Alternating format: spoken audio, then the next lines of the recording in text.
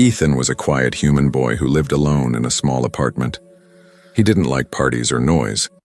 He worked part-time at a repair shop and spent most of his time reading old science books and watching space documentaries. Life was simple, maybe too simple. One rainy evening, his apartment buzzer rang. Buzz, buzz, buzz. Ethan looked at the time. 11:47 p.m. Who the heck is at the door this late? He muttered. He walked slowly to the door, half asleep, and pressed the video screen. But the screen didn't show anyone. Just static, but weird. Suddenly his phone beeped. Welcome, Earth host number 211. Your Galactic exchange roommate has arrived. Please open your door. What? Ethan blinked at the message, then he remembered. 3 months ago, he had filled out an online form as a joke. Host an alien exchange student, earned 10,000 credits. He thought it was a scam. He clicked it, forgot about it, and moved on. But now, it was real. His hand trembled as he unlocked the door, and there she stood. Tall, nearly 8 feet, skin smooth and purple like moonlight, eyes glowing silver. Her long white hair floated slightly, even without wind. She wore strange armor, part silk, part metal, and carried only a single small bag. She looked directly at him and bowed slightly. Are you Ethan, son of Marla?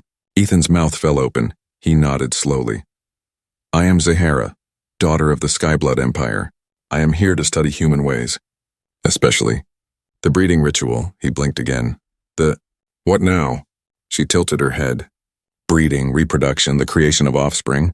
Your form said you live alone and have no mate. That makes you ideal for the experiment, Ethan coughed. Wait, you're not serious, right? This is a prank? Zahara walked in without asking, placed her bag near the couch and began scanning the apartment with a small glowing device. She took notes in her alien tablet and muttered things like primitive plumbing. Low lighting, one sleep pod with warm nesting. Ethan just stood there, frozen. Zahara turned to him and smiled, though it was strange, with sharp teeth showing.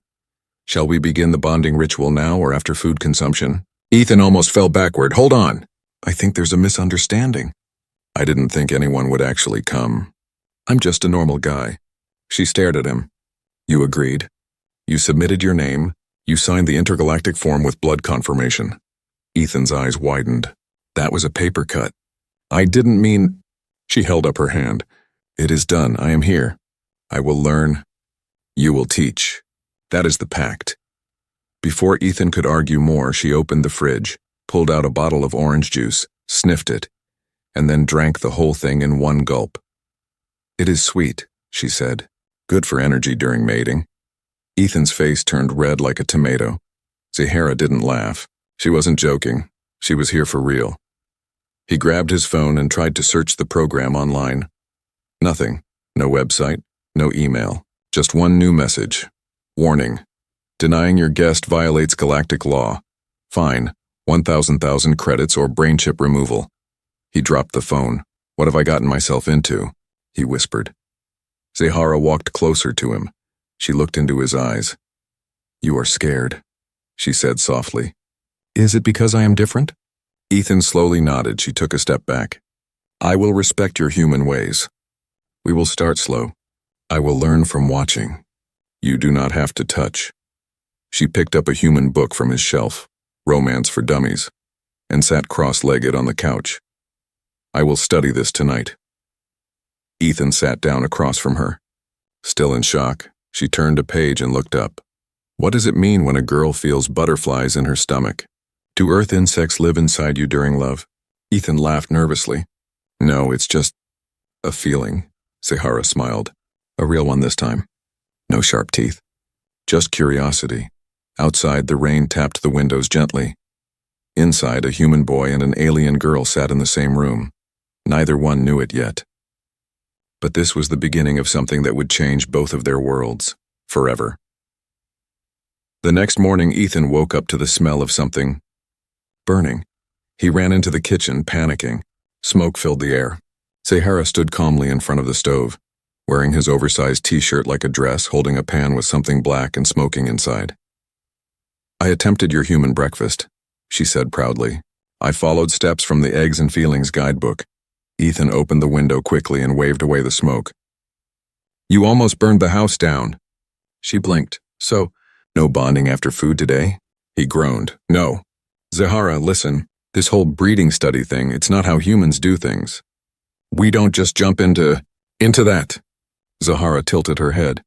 Your book said physical contact improves bonding. Hugging, kissing, mating. Are the books incorrect? Ethan rubbed his face. They're not wrong, but it's more complicated. Humans have feelings, emotions, love, trust. It's not science. It's personal, she paused. Then I must learn emotions. After breakfast, which turned into just cereal, Zahara followed Ethan around like a curious child. She asked endless questions. Why do you brush your teeth if you are not eating? Why do your people sing when alone in the shower? Why do your eyes look sad when no one is talking to you? Ethan didn't know how to answer half of them. He went to work at the repair shop and she insisted on coming along. Wearing human clothes she borrowed from his closet, his hoodie stretched tight across her broad shoulders, jeans that barely reached her knees. The guys at the shop stared. Who's your friend?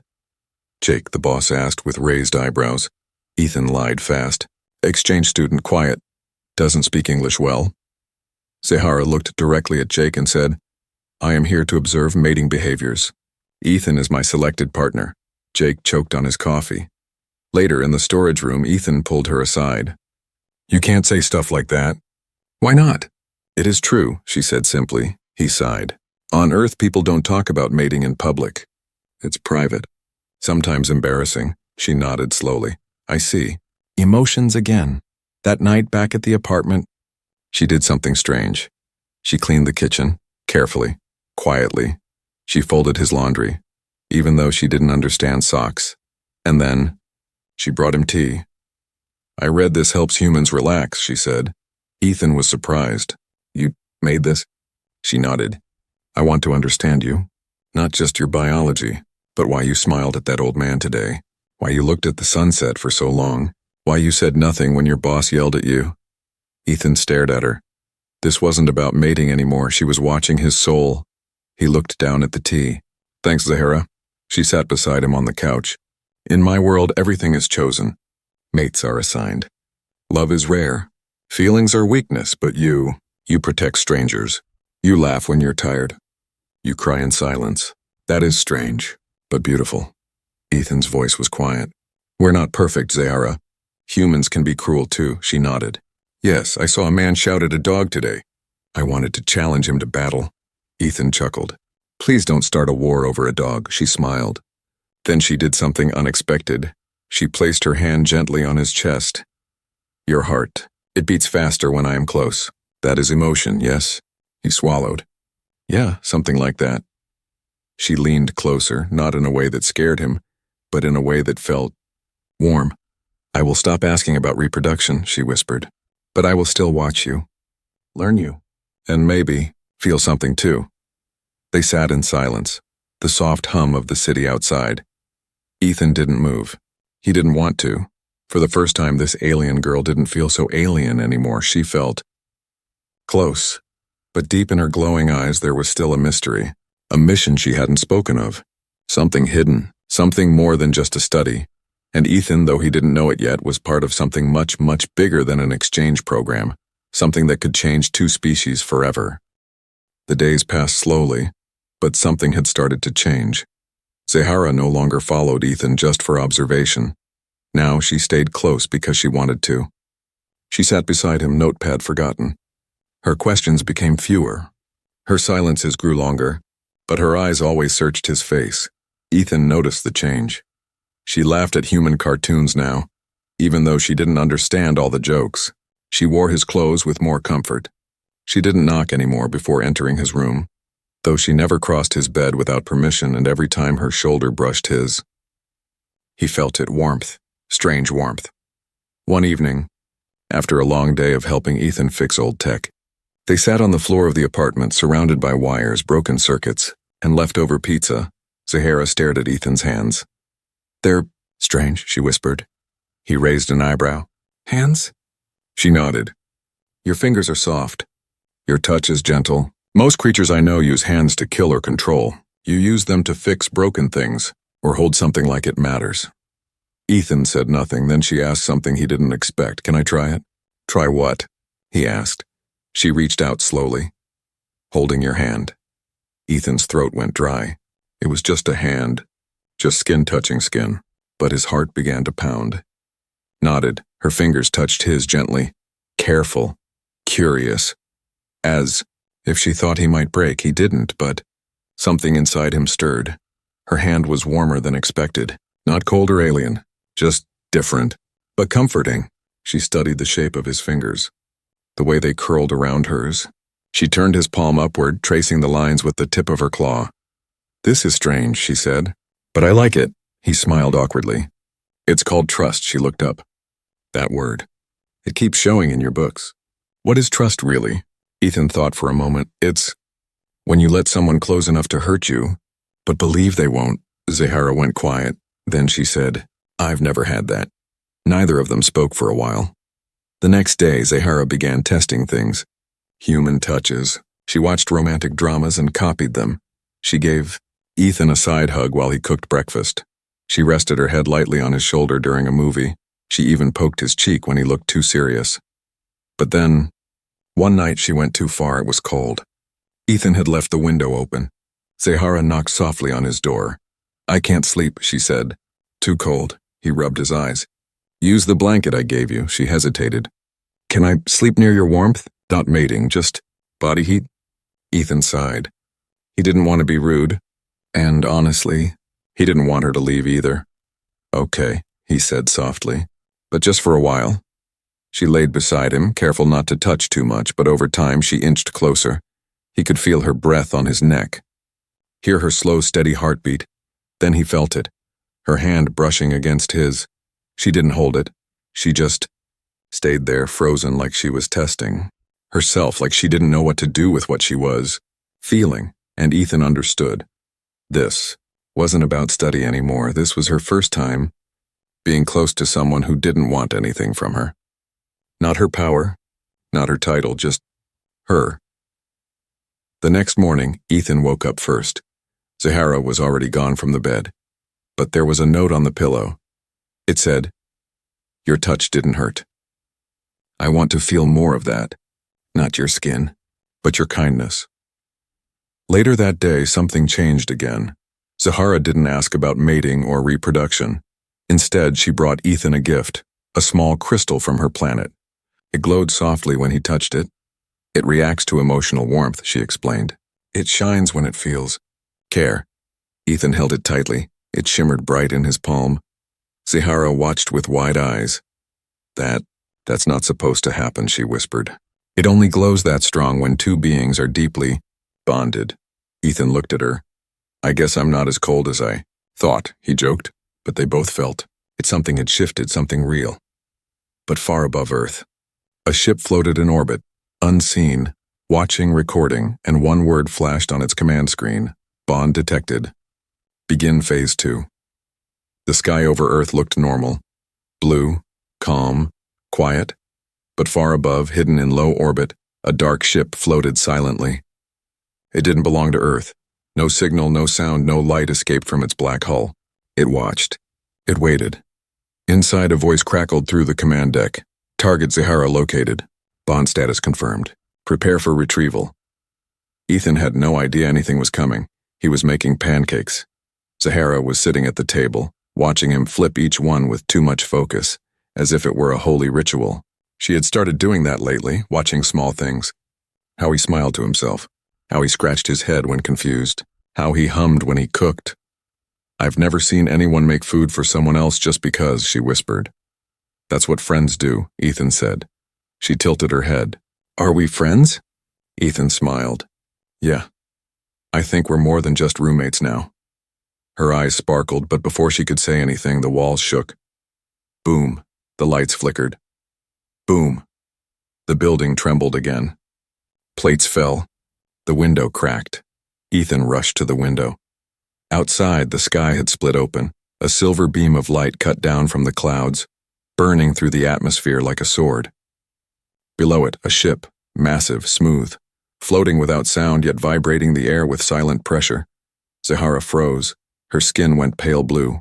Her pupils narrowed. "No," she whispered. "Not now." Ethan turned to her. "What is that?" She stood slowly. "My people." Before Ethan could ask more, the door exploded open with a deafening crash. 3 tall armored beings stepped inside. Each one had black helmets, glowing weapons, and skin like Zahara's, but colder, sharper. One of them spoke in a deep, echoing voice. Zahara, daughter of the Skyblood. Your experiment ends now. Return with us. Ethan stepped in front of her without thinking. She's not going anywhere unless she wants to. The lead alien looked at him confused, then laughed. You think a human can protect her from us? Zahara pushed Ethan gently aside. Leave him alone. I'll come. No, Ethan said. You don't have to go. Zahara turned to him. They found out about us, the bond. They'll punish you if I don't go. But I don't care about them, Ethan shouted. I care about you. The aliens raised their weapons, no more words. You will be taken. Suddenly, Zahara grabbed Ethan's hand and ran, not toward the door but through the kitchen, into the hallway, then down the fire escape. The aliens followed. Fast and silent, Ethan's heart pounded. Where are we going? There's a hidden beacon in the city, she said. A rebel contact. They can help us hide. They ran through narrow alleys and empty streets. Zahara moved like the wind, pulling Ethan along with strength and speed that didn't match her soft touch. Behind them, the skyship followed. More beams dropped from the clouds, scanning. They had only minutes. They reached an abandoned subway tunnel. The walls were cracked, rusted, forgotten. Zahara touched a metal panel in the wall, speaking a word Ethan couldn't understand. Click. A hidden door opened. They rushed inside. It was a dark room with old Earth tech and strange alien machines glowing blue. A tired woman sat at the table. Human, but with one robotic eye. So, the woman said, looking at Zahara, you finally broke the rules. Zahara nodded. I bonded, the woman sighed. You know what that means. Zahara looked at Ethan. I know. But I won't leave him. The woman looked at Ethan for a long time. Then she smiled. Looks like the alien princess finally fell for a guy who makes pancakes. Ethan sat down, breathing hard. What? What do they want with you? Zahara looked down. My people are strict. No mixing with humans. No love, no feelings. I was supposed to observe. But I felt more. Ethan's voice was low. So now they want to erase me. Or erase me, she said. He took her hand. Then we fight. Together. Zahara smiled, a sad, beautiful smile. I thought humans were weak, she whispered. But your heart is stronger than any weapon. Outside, the ship hovered above the city. Inside, a bond stronger than fear was growing, and war was coming. Deep under the city, Ethan followed Zahara through the tunnel. Old pipes lined the walls. The air smelled like dust and time. But here, at least, they were safe, for now. Behind a metal door, they found the hidden place Zahara had spoken of. It was small, cold, but full of strange, glowing machines and alien tech. Screens showed data in a language Ethan couldn't read. Energy pulsed through the walls like a quiet heartbeat. A human woman with short gray hair and a metal eye sat near a table. She wore a black coat and a pistol on her hip. You really came, she said, looking at Zahara. Zahara nodded. I had no choice. They found us. The woman glanced at Ethan. So this is him, the human you bonded with? Ethan felt nervous. He wasn't sure if this woman was a friend or another enemy. I'm Ethan, he said softly. She smirked. I figured. I'm Rena. I work with the Alliance, a secret group trying to stop Zahara's people from controlling Earth. Zahara stepped forward. We need help. They'll scan every building, every street.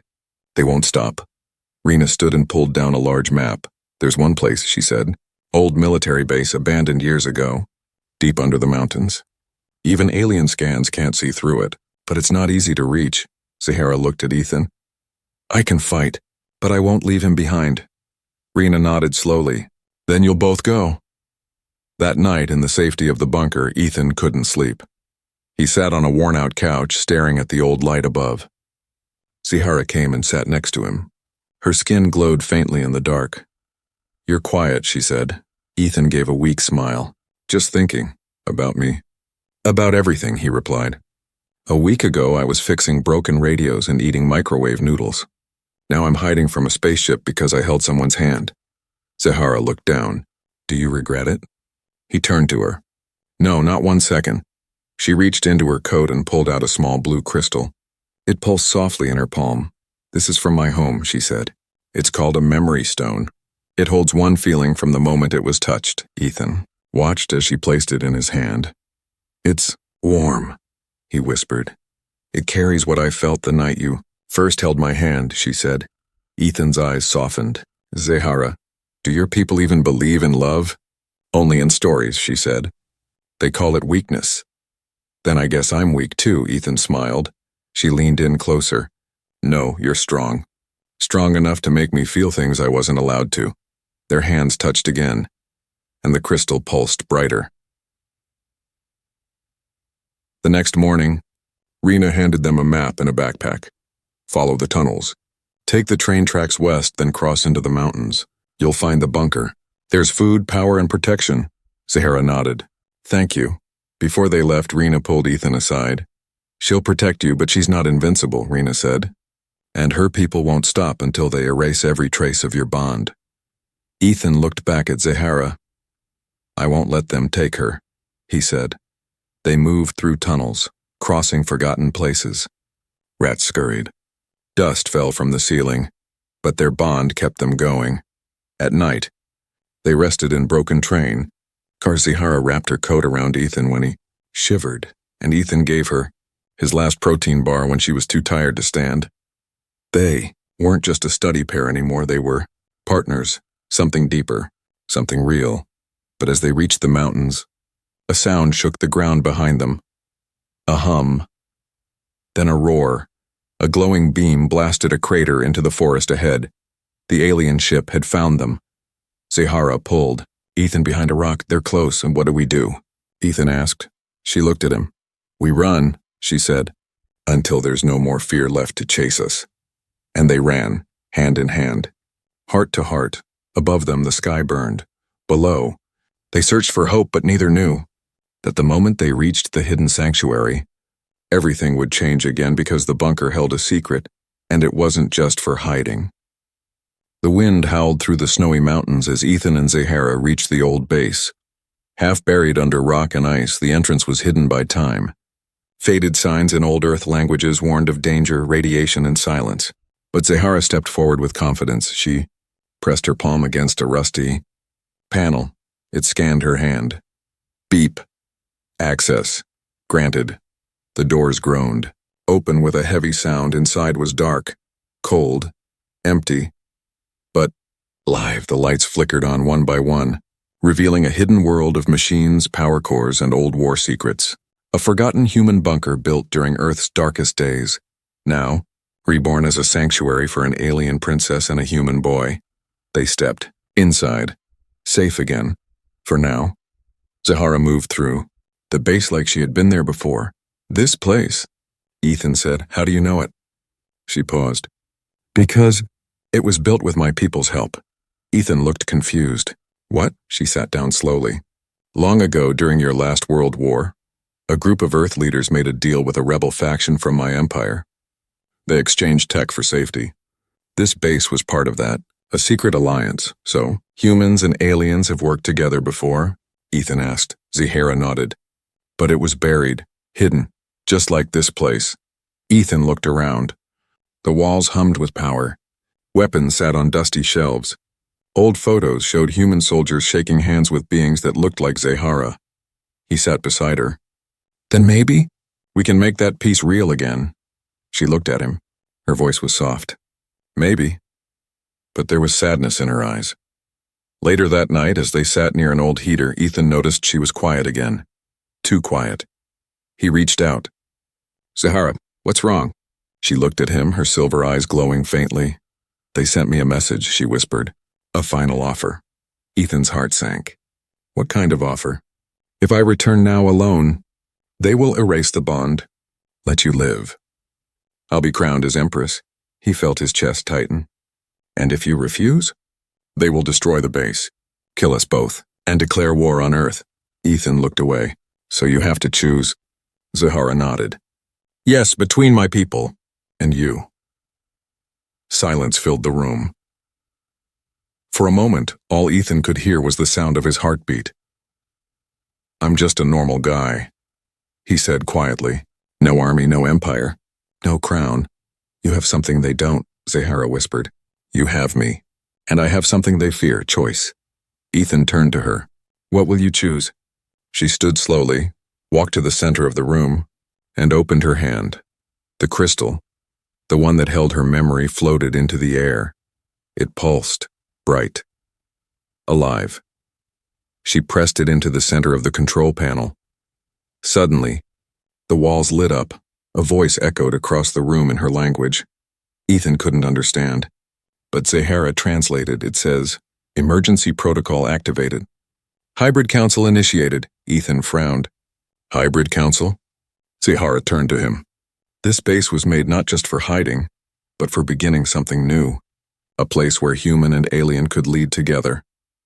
Screen lit up. 2 chairs appeared in the center. One shaped for a human. One shaped for her. She walked to the alien seat, then stopped. Sit with me, she said. Ethan hesitated. Are you sure? She nodded. If I must rule, I won't do it alone. Not anymore. He walked forward slowly, heart pounding, and sat. The room glowed. The floor shook.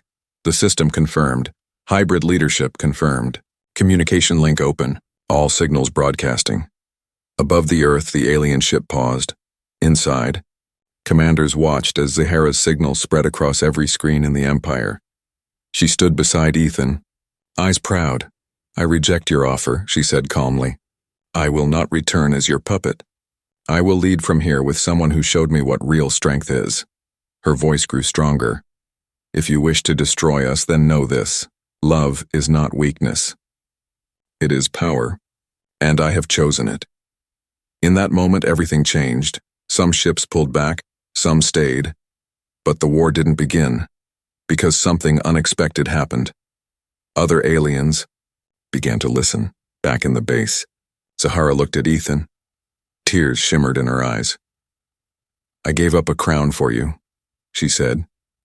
Ethan smiled. And you gave me a reason to matter, he replied. They held hands again. But this time, the world was watching, and it didn't matter because for the first time, their 2 worlds were no longer apart, they were one. The stars looked different now, not because they had changed, but because Ethan had. He stood on the rooftop of the old base, breathing in the mountain air. Beside him stood Zahara, her white hair glowing under moonlight, her hand wrapped around his. They were no longer hiding. The world knew. The galaxy knew. And yet, the war never came. Because something happened that no one expected. The truth reached others. Zahara's message, broadcast from the ancient bunker, wasn't just heard by her people. It echoed across planets. Soldiers, scientists, civilians, even royal elders. And for the first time, aliens questioned their own laws. Why is bonding with a human wrong? Why does love frighten our empire? What if they're not weak, just different? Inside the base, Rena smiled as she checked the messages flooding in. 6 rebel colonies want to join you, she told Zahara. Some want peace. Some want answers, Zahara nodded. Then we'll give them both. Ethan looked at her unsure. Are you ready for this? She turned, eyes soft. I'm not alone. I'm with you. That's all the strength I need. In the days that followed, the base turned into something more. No longer just a sanctuary. It became a bridge. Alien engineers arrived, some in secret, others in public, bringing technology once hidden from Earth. Human scientists joined too, eager to learn, to share. Zahara spoke at the first meeting between both sides.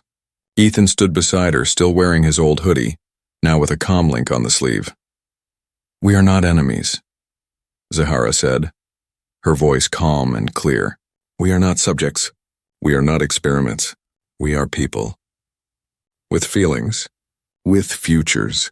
She paused and held up a crystal, the same one Ethan had touched. This is a memory of a moment, but now it's a symbol of a beginning. The crowd clapped, even those who didn't have hands. One night, after long meetings and strange alien food, Ethan found Zahara alone on the base balcony, staring up at the sky. Couldn't sleep? He asked. She shook her head. Too much thinking. He walked closer. You want to talk? She looked at him. Her voice was quieter than usual. I was trained to lead, Ethan, to fight, to control. But no one taught me how to Feel, he smiled. You're doing better than most humans I know. She gave a small laugh. Do you really think this can work? 2 species, 1 future? Ethan stepped beside her. It already is. Look around. They watched as humans and aliens worked side by side in the base below, laughing, learning, building. Zahara whispered, I used to think feelings were dangerous. And now? He asked. She looked at him and took his hand. Now, I think they're the only thing that matters. Weeks passed. Peace. Talks began, new laws were written, and something even stranger happened. Other aliens began arriving on Earth, not as invaders, but as students, as dreamers. Some came with questions. Others came with hope. But one thing was clear. The wall between 2 worlds was gone. One quiet morning, Zahara called Ethan to the medical lab. She stood beside a new machine, holding something in her hand. It looked like a scanner. She placed it over her chest. It beeped softly. What's that? Ethan asked. She took a breath. I went in for a scan last week. Routine checkup, nothing serious. But this came up. She turned the screen toward him. A soft heartbeat flickered. Tiny, new, alive. Ethan blinked. That's... Zahara nodded, eyes bright with wonder. Yes, ours. Silence fell. Then Ethan walked forward. His voice cracked. I didn't know that was even possible. Neither did I, she whispered. But I guess love makes strange things happen. They stood together, hands over her stomach. 2 people from 2 worlds. And now, 1 life between them. The base echoed with quiet celebration that night. No parties. Just joy and a shared belief. The future had arrived. Final scene. Ethan placed a small plaque on the wall near the command room. It read, The day we stopped studying each other and started living together. Ethan and Zahara smiled as she read it. You still write like a human, she teased. He laughed. You still talk like a queen. Maybe, she said. But only 1 human stole my crown. And gave you a home instead, he replied. They kissed gently, and as the stars shined above, the future opened wide. Not just for them, but for everyone.